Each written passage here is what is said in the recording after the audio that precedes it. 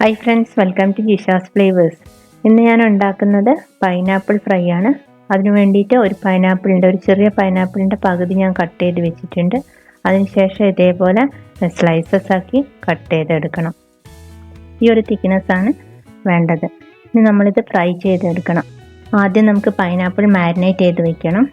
പൈനാപ്പിളിലേക്ക് കുറച്ച് മുളക് പൊടി ചേർത്ത് കൊടുക്കാം. അതിനുശേഷം കുറച്ച് പെപ്പർ പൗഡർ, ആവശ്യത്തിനുള്ള ഉപ്പ്, കുറച്ച് പഞ്ചസാര, ഒരു 1/2 ടീസ്പൂൺ പഞ്ചസാരയും കൂടെ ചേർത്ത് നന്നായിട്ടൊന്ന് മാരിനേറ്റ് ചെയ്ത് വയ്ക്കാം. 10 മിനിറ്റ്സ് മാരിനേറ്റ് ചെയ്ത് വെച്ചിട്ടുണ്ട്. അതിന് ശേഷമാണ് ഫ്രൈ ചെയ്തെടുക്കുന്നത്.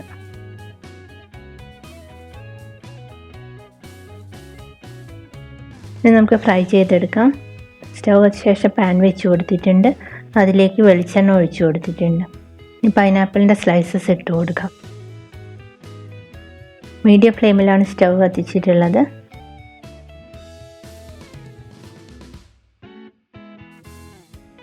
ഒരു 2 മിനിറ്റൊക്കെ ആകുമ്പോൾ നമുക്കിത് തിരിച്ചിട്ട് കൊടുക്കാം. ഇത് വെളിച്ചെണ്ണ കുറവായതുകൊണ്ട് ഞാൻ കുറച്ചുകൂടെ വെളിച്ചെണ്ണ ചേർത്ത് കൊടുത്തിട്ടുണ്ട്.